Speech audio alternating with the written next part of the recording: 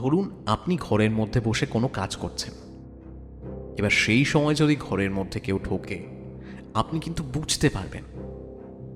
কিংবা আপনি হয়তো কোথাও বসে আছেন আর কেউ আপনার দিকে চেয়ে আছে, আপনি সেটাও বুঝতে পারবেন।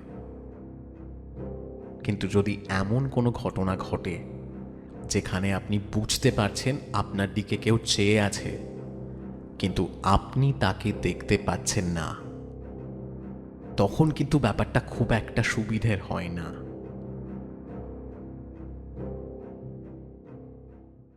নমস্কার, আমি জো। আশা করি সবাই খুব ভালো আছেন। চ্যানেলের আরও একটা এপিসোডে আপনাদের সকলকে স্বাগত জানাই। আশা করি বছরের শুরুটা আপনাদের সবার খুব ভালো হয়েছে, সবাই নিজের খেয়াল রাখছেন, নিজের পরিবারের খেয়াল রাখছেন। এবং আজকের এপিসোডে আপনাদের জন্য রয়েছে দুখানা অভিজ্ঞতা। আমি সেই দুখানা অভিজ্ঞতা আপনাদের শোনাবো।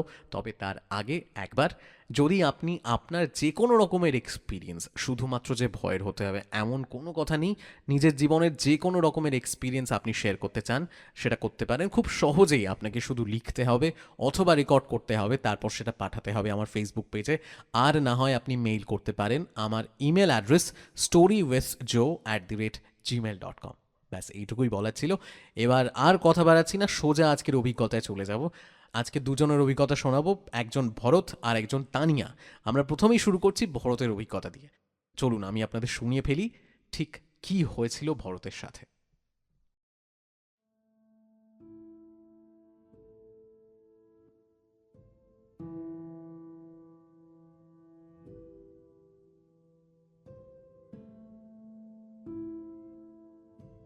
আমার বয়স এখন 30। আমি বিয়ের জন্য 2-3 জায়গায় মেয়ে দেখেছি, কিন্তু কোনো একটা কারণে বারবার মেয়ের বাড়ি থেকে মানা করে দেয়। আমার ফটো মেয়ের বাড়িতে পাঠানো হয়, বাড়ির সবার পছন্দ হয়, মেয়েরও পছন্দ হয়, কিন্তু 2-3 দিন পর কোনো একটা কারণে সেই বাড়ি থেকে মানা করে দেয়।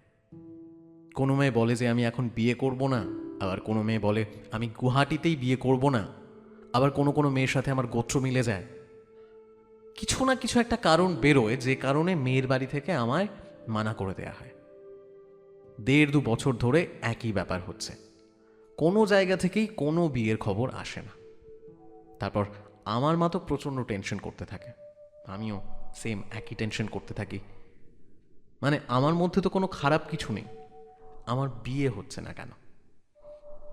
তারপর আমার মা একদিন একটা লোকের কাছে যায়। সেই লোকটা ওই এক প্রকার জ্যোতিষের মতো।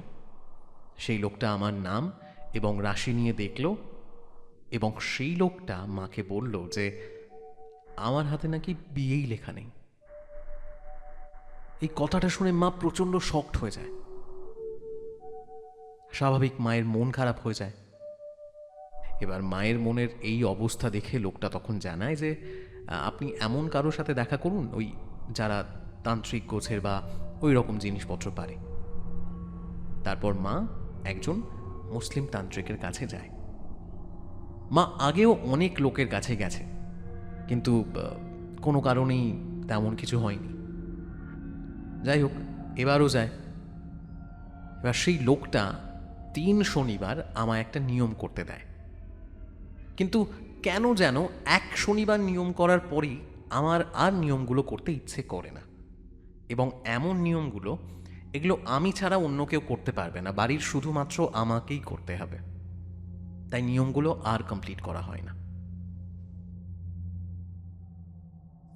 আমাদের বাড়ির পাশে একটা ছেলে আছে যার উপরে মা মনসার ভর হয়। আমার মার এত টেনশন আমার বিয়ে হচ্ছে না, তাই মা সেই বাড়িতেও যায়, এবং সেই ছেলেকে কিছু বলার আগেই সেই ছেলেটা নিজে থেকেই বলে ওঠে যে তোর ছেলেকে এতগুলো নিয়ম করতে দেয়া হলো, একটাও তো করলো না। এই শুনে মা প্রচণ্ড অবাক হয়ে যায়। সেই ছেলেটা আবার মাকে জানায় যে ঠিক আছে, তোর ছেলেকে আমার কাছে নিয়ে আসবি, আমি দেখব। এবার মা আমাকে সেই ছেলেটার কাছে যেতে বলে, কিন্তু এই ক্ষেত্রেও আমার কেন যেন যেতে ইচ্ছে করে না, তাই আমার যাওয়াটা আর হয় না। এইভাবেই অনেকটা সময় কেটে যায়। আমাদেরই পাড়ায় আরও একজন লোক আছে যাকে আমি মামা বলে ডাকি। সেই লোকটার নাকি একজন তান্ত্রিক চেনা আছে। তো মামা একদিন মাকে বলে যে একজন তান্ত্রিক আছে, চল দিদি তুই আমার সাথে যাবি। তারপর একদিন সময় করে মা এবং মামা সেই লোকটার কাছে যায়। মা তো সেখানে গিয়েও যথারীতি একই কথা বলে যে আমার ছেলের জন্য সম্পর্ক পাঠানো হয়, কিন্তু কোথাও থেকে কোনো সম্পর্ক আসছে না। প্রথমে মেয়েদের বাড়ি থেকে রাজি হয়, কিন্তু তারপরে কোনো একটা কারণে মানা করে দেয়। সব শোনার পর সেই তান্ত্রিকটাও একটা নিয়ম করতে বলে। পরপর 3 সোমবার এই নিয়মটা করতে হবে। কি নিয়ম? সকালবেলা ঘুম থেকে উঠে স্নান করে একটা প্রদীপ আর 3টে ধূপকাঠি, এই সব কিছু নিয়ে শিব মন্দিরে গিয়ে জ্বালাতে হবে। ব্যাস এইটুকু। আর বাড়িতে বলেছে সবাইকে নিরামিষ খেতে। এবার যেদিনের ঘটনা বলছি সেদিন ছিল শুক্রবার। শুক্রবার আমাদের বাড়িতে এমনিতেই নিরামিষ হয়, আর শনিবার দিনও কোনো একটা কারণে নিরামিষ হয়েছিল। এবার শুক্রবারের ঘটনাটা আমি তোমায় বলি। শুক্রবার দিন রাত, আমাদের বাড়িতে 3টে ঘর আছে। মাঝের ঘরে আমি থাকি, আর যে ঘরে পুজো হয় মানে ঠাকুর ঘর, সেই ঘরে মা থাকে, আর আরেকটা ঘরে থাকে বাবা। এবার যে কোম্পানিতে আমি কাজ করি সেখানে মাঝে মাঝেই নাইট ডিউটি আমার পড়ে, তো সেই জন্য রাতে আমার কমই ঘুম হয়। তো সেই শুক্রবার রাতে আমি বেশ দেরি করে বিছানাতে এসে শুই এবং শুয়ে শুয়ে মোবাইল ঘাঁটতে থাকি। বেশ অনেকটা রাত হয়ে যায়। আমার রুমে আমি একাই। অনেকক্ষণ পরে আমি একটু ঘুম ঘুম পাই, আমি শুয়ে পড়ি, কিন্তু কোনো একটা কারণে আমার ঘুমটা না ঠিক লাগছে না। আমি চোখ বন্ধ করছি, কিন্তু আমার কেন যেন মনে হচ্ছে যে আমার ঘরের মধ্যে কেউ একজন দাঁড়িয়ে আছে আর আমার দিকেই তাকিয়ে আছে। আমি চোখ খুলছি কিন্তু কিচ্ছু দেখতে পাচ্ছি না, কিন্তু আবার যেই চোখ বন্ধ করছি আমার আবার মনে হচ্ছে যে ঠিক আমারই পাশে কেউ একজন দাঁড়িয়ে আমার দিকেই তাকিয়ে আছে। আমার এই ব্যাপারটায় প্রচণ্ড ভয় লাগে এবং অনেকক্ষণ পর্যন্ত কিন্তু এই ব্যাপারটা চলতে থাকে। আমি কি করব বুঝতে পারি না, এবং তারপরে আমার মনে হয় একটা কাজ করা যায়। আমি ইউটিউব খুলে কানে ইয়ারফোন লাগিয়ে হনুমান চালিসা প্লে করে দিই, এবং বিশ্বাস করবে না, আমার ভয় সঙ্গে সঙ্গেই কেটে যায়। তা এ তো গেল শুক্রবার রাতের ঘটনা।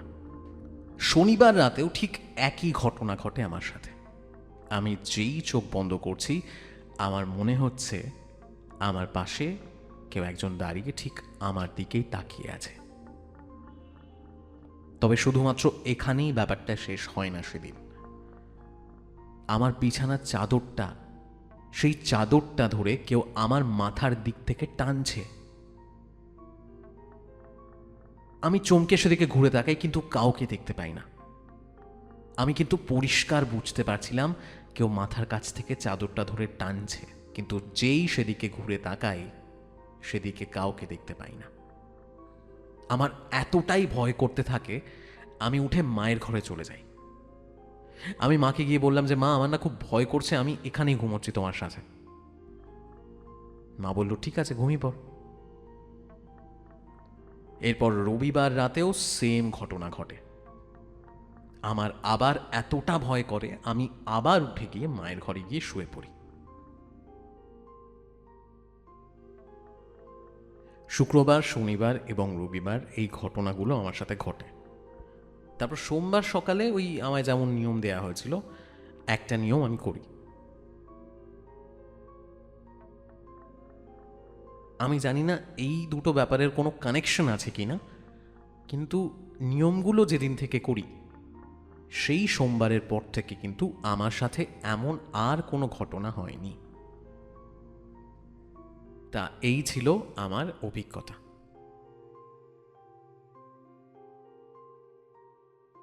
এই অভিজ্ঞতাটার মধ্যে ভয় তো ডেফিনেটলি রয়েছে, তবে একেবারেই অন্য রকমের অভিজ্ঞতা। মানে একটা ছেলে বিয়ে করতে চাইছে, তার বয়স হয়েছে বিয়ের বয়স, কিন্তু কোনো কারণে তার বিয়েটা হচ্ছে না, এবং সেই সময় আরও একটা ঘটনা তার সাথে ঘটে। আমি জানি না এই দুটোর মধ্যে কোনো কানেকশন আছে কিনা, যেমনটা ভরত বলল, তবে একটা জিনিস আমি জানতে চাই যে ভরতের বিয়েটা কি আদৌ হলো? ভরত, আমি তোমার কাছেই জানতে চাইছি, তোমার জন্য কি সম্পর্ক এসছে নাকি এখনও দেখা চলছে? যদি এসে থাকে কংগ্রাচুলেশনস, আর যদি না আসে don't worry, I am sure তোমার বিয়ের সম্পর্ক খুব শিগগিরই আসবে, এবং তুমি জানাও জানাও এক্স্যাক্টলি কী হলো। চলে যাবো আজকের পরবর্তী অভিজ্ঞতায়। পাঠিয়েছে তানিয়া। তানিয়া নিজের মামার বাড়ির কিছু ঘটনা লিখে পাঠিয়েছে, এবং সেই ঘটনাই আমি আপনাদের এখন শোনাচ্ছি।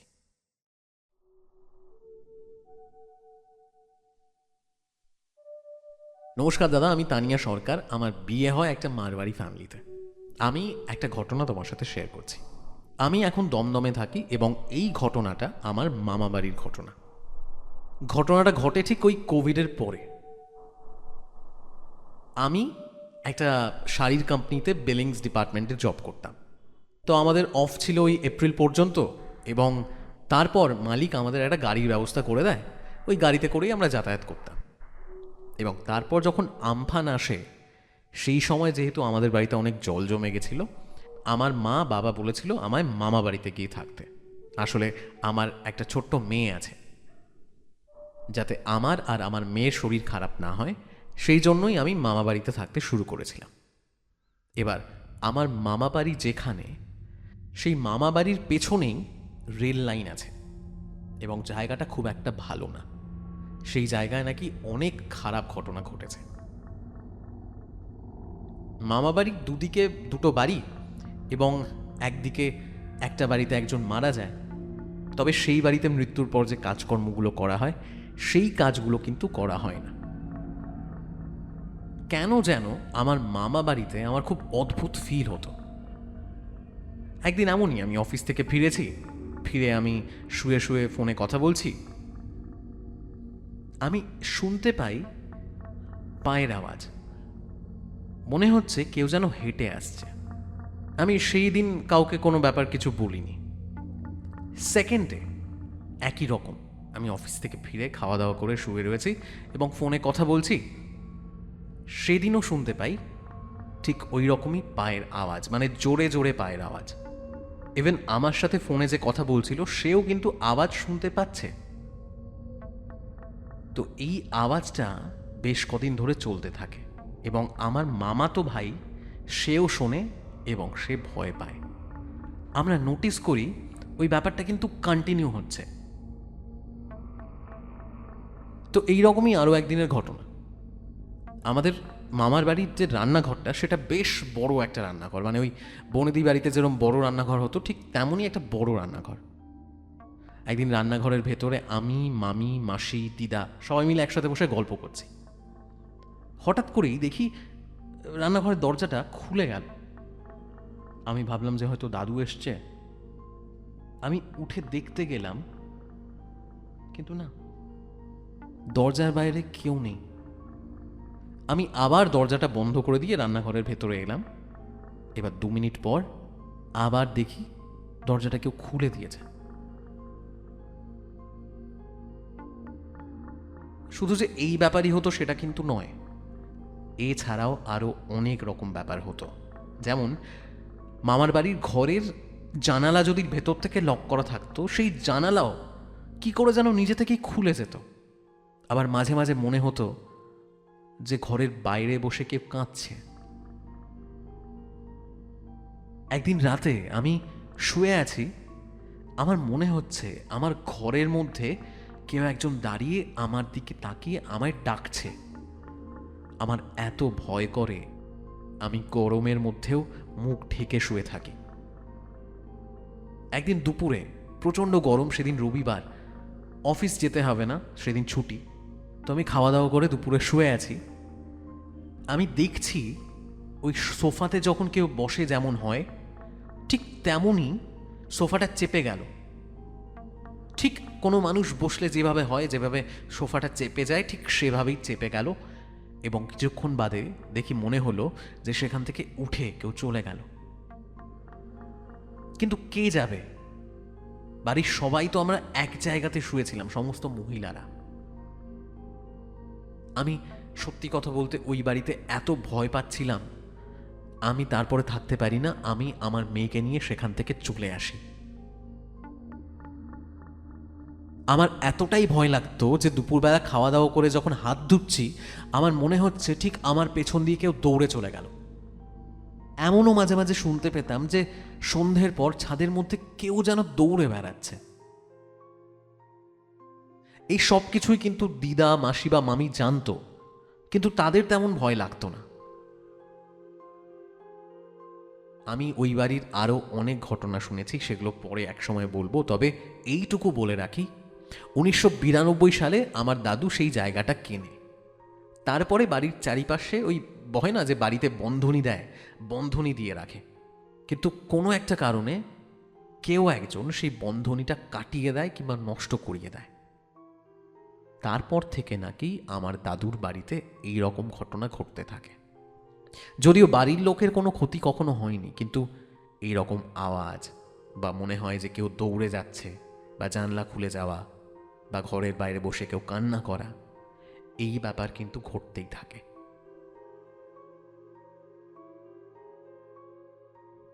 এই ছিল আমার সেই দাদুর বাড়ির ঘটনা।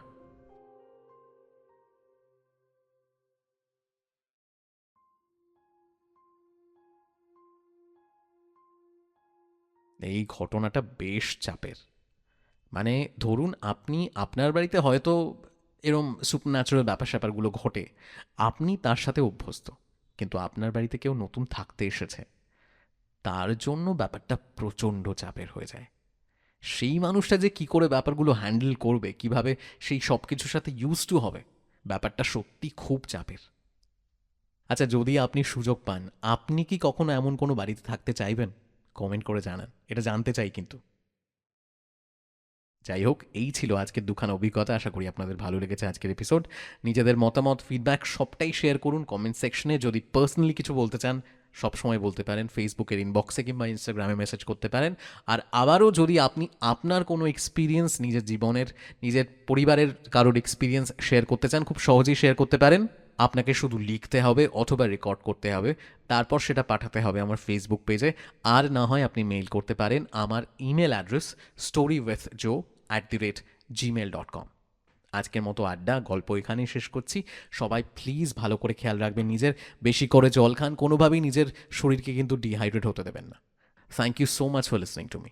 আপনাদের সবার সাথে দেখা হবে পরের এপিসোডে। সবাই খুব ভালো থাকবেন।